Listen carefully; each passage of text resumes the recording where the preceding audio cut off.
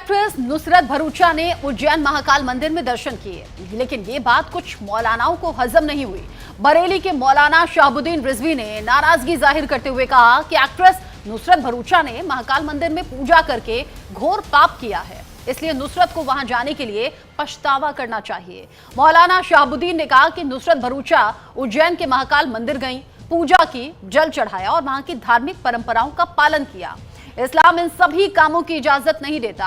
शरिया का हुक्म है कि नुसरत को पछतावा करना चाहिए, साथ ही इस्तिगफार पढ़ना चाहिए और कलमा पढ़ना चाहिए। उन्होंने इस्लाम के सिद्धांतों के खिलाफ काम किया है, इसीलिए वो शरिया के दायरे में आ गई हैं और एक बड़े पाप की दोषी हैं।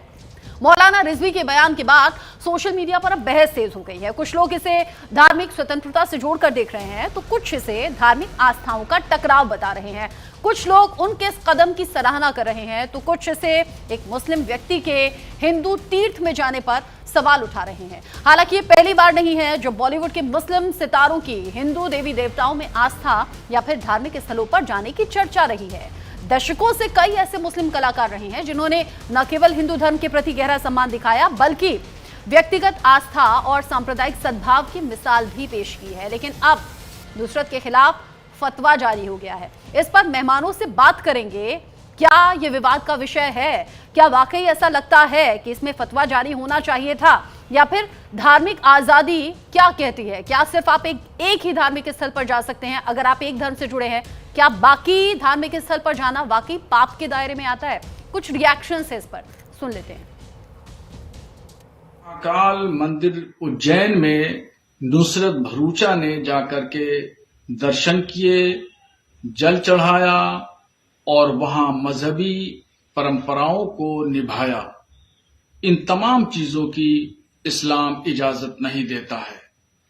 उन पर शरीयत हुक्म लगाती है कि वो नुसरत भरूचा तौबा करें, इस्तिगफार पढ़ें और कलमा पढ़ें। उन्होंने इस्लाम के उसूलों के खिलाफ काम किया है, इसलिए वो शरीयत की गिरफ्त में आ गई हैं और वो सख्त गुनाह अजीम की शिकार हैं। उनको तौबा करना जरूरी है।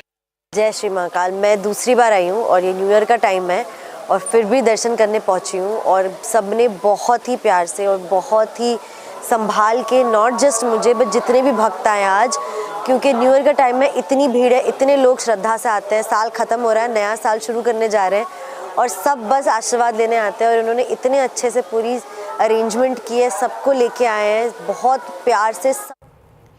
नुसरत भरूचा बता रही हैं कि जाकर बहुत अच्छा लगा। इससे पहले भी वो जा चुकी हैं। कौन है नुसरत भरूचा? थोड़ा सा डिटेल आपके साथ में हम शेयर कर देते हैं। बॉलीवुड एक्ट्रेस हैं, अलग अलग फिल्मों में आपने उन्हें देखा होगा।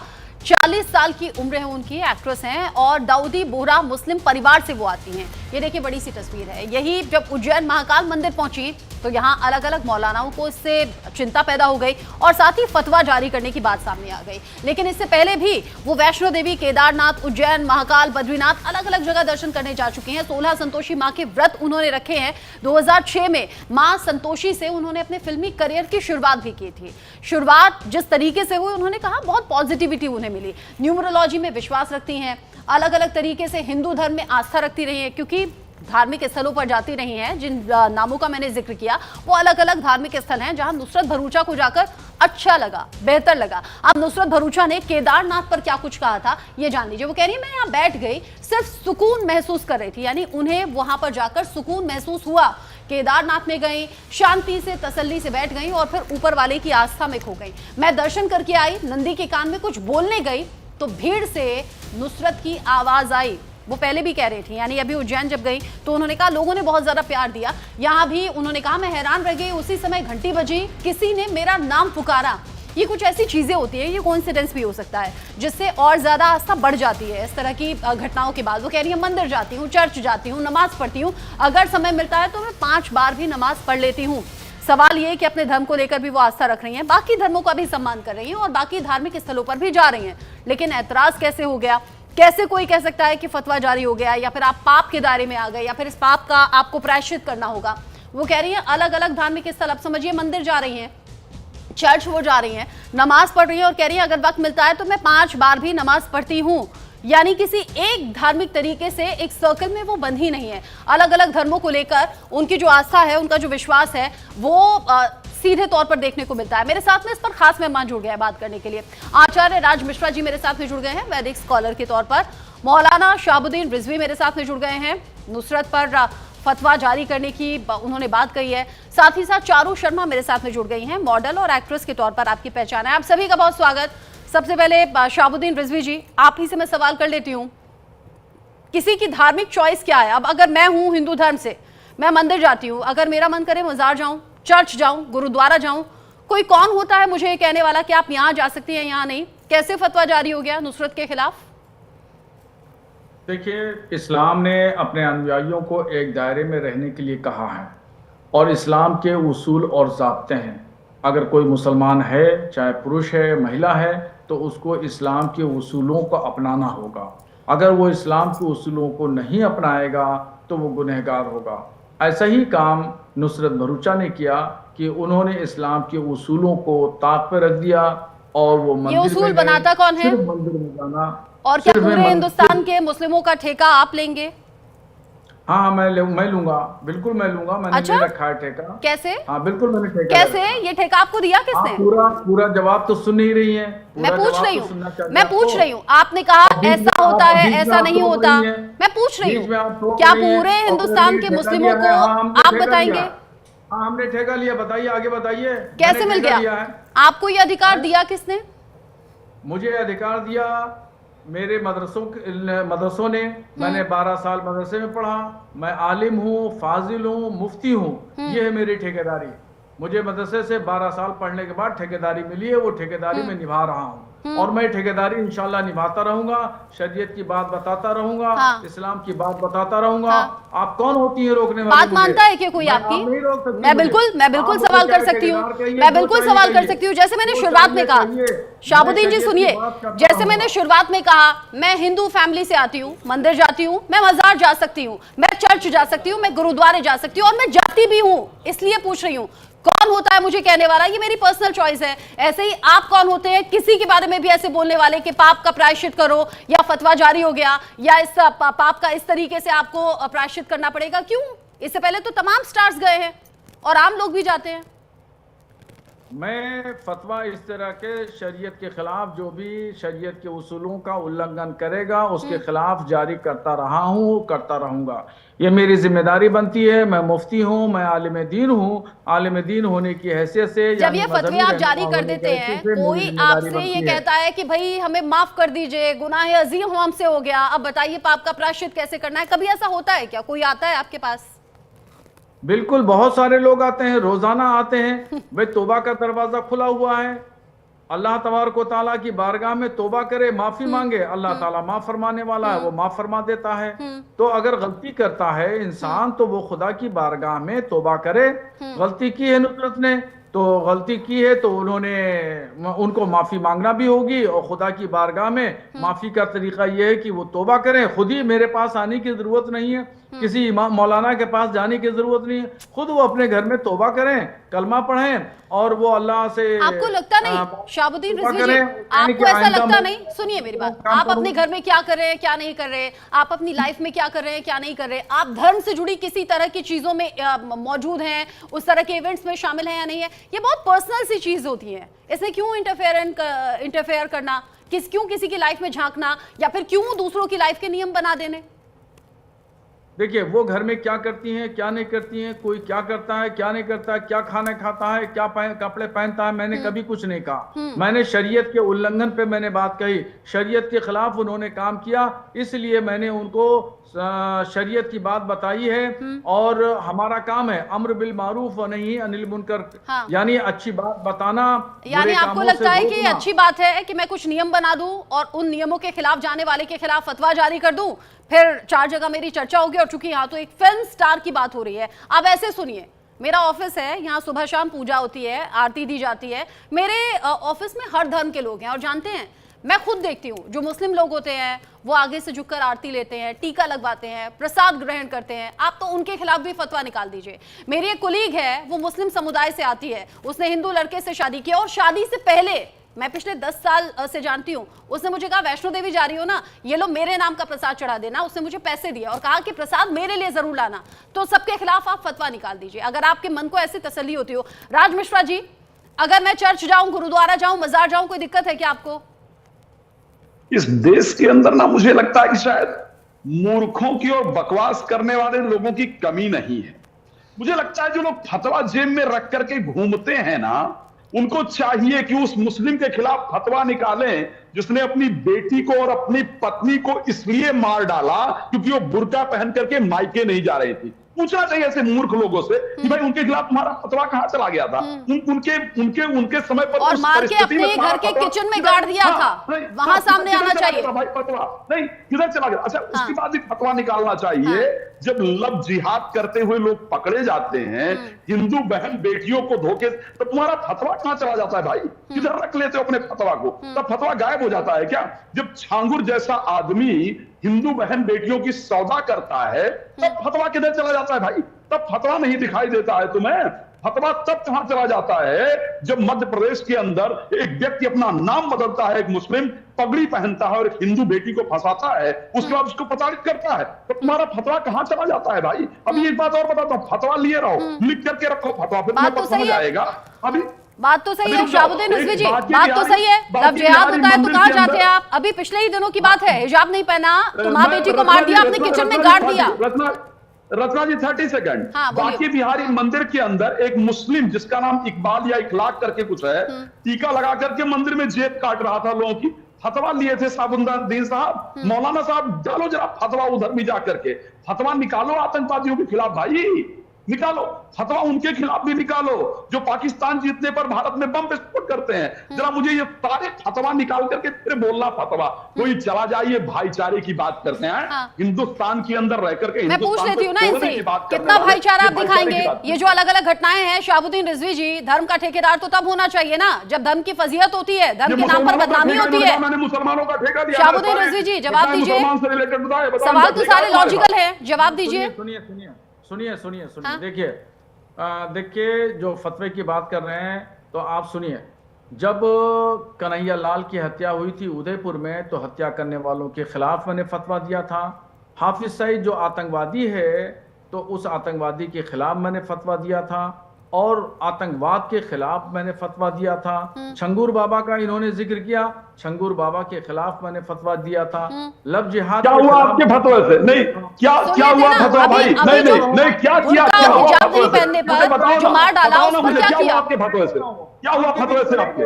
नहीं क्या हुआ फतवे से आपके? क्या हुआ फतवे से?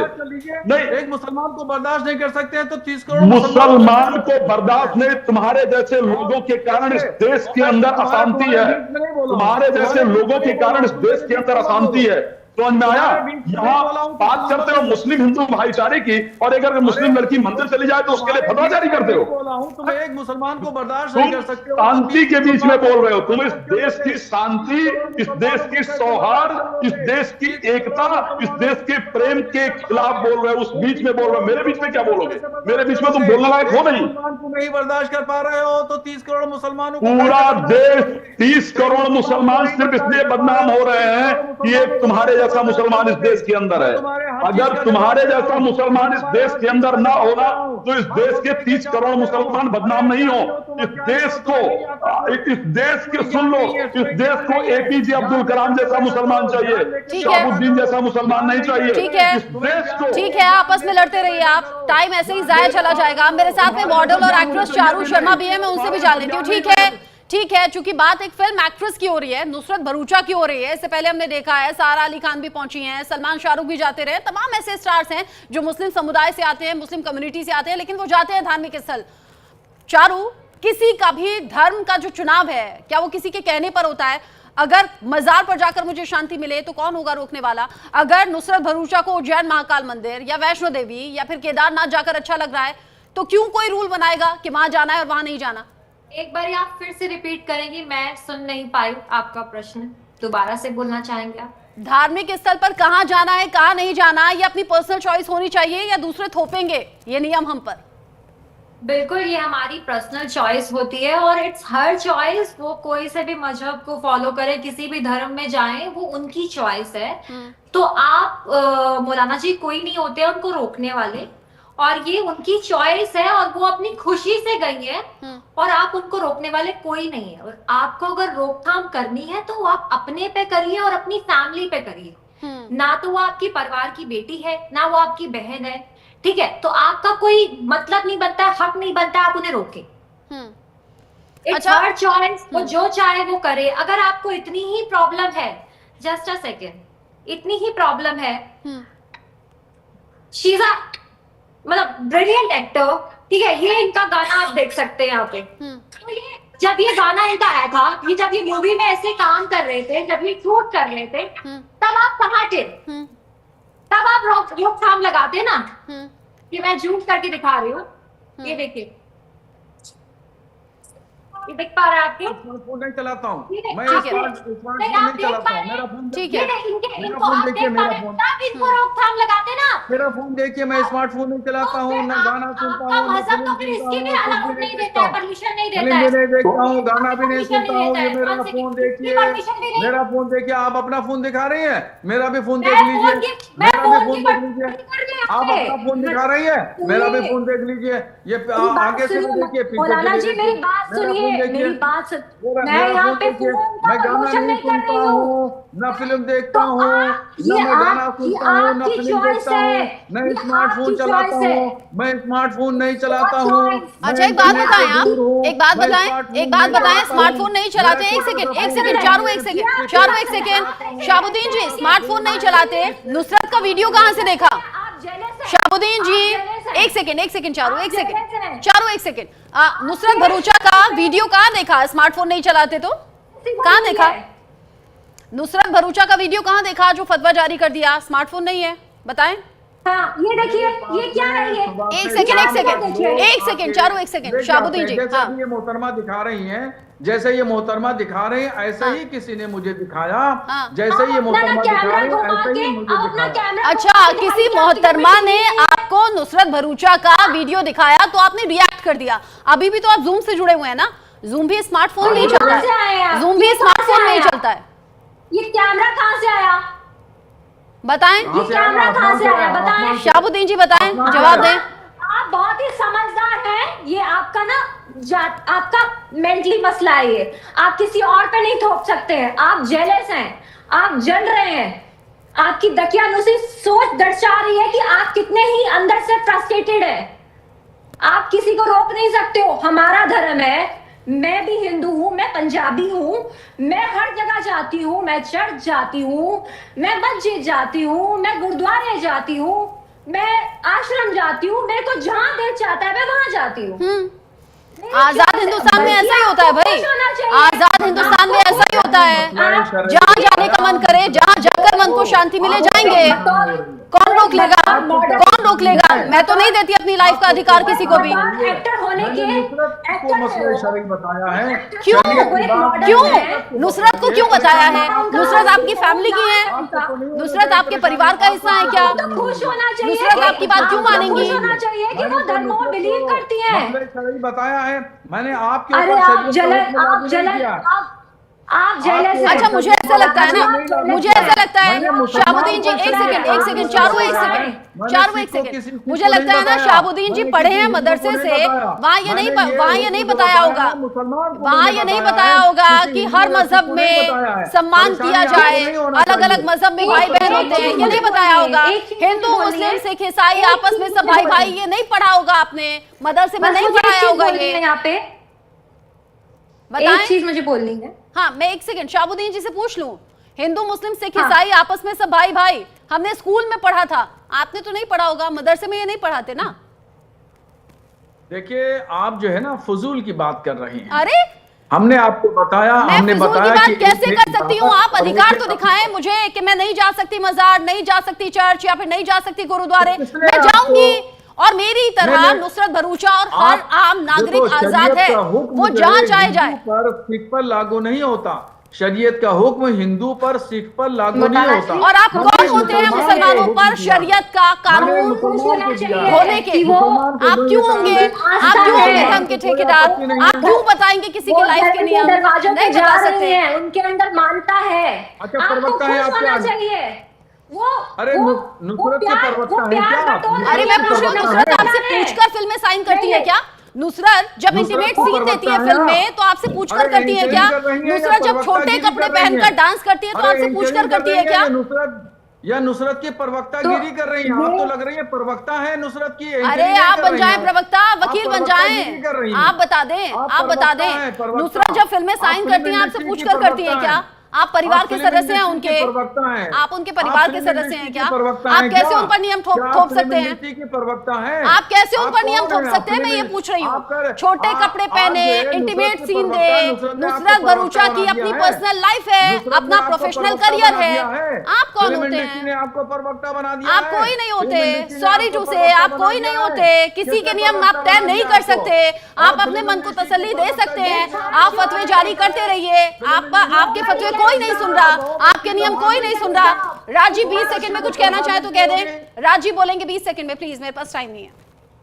मैं क्या बताना चाहता हूं कि ये लोग मानसिक रोगी हैं, इनको एक्चुअल में इनका इलाज कराना चाहिए, और जब तक इनका इलाज नहीं होगा तब तक ये ऐसी हरकतें करते रहेंगे। ठीक है, ये फोन नहीं, अरे भाई वो तुम्हारा मानसिक रोग है, तुम कौन सा फोन यूज कर रहे हो?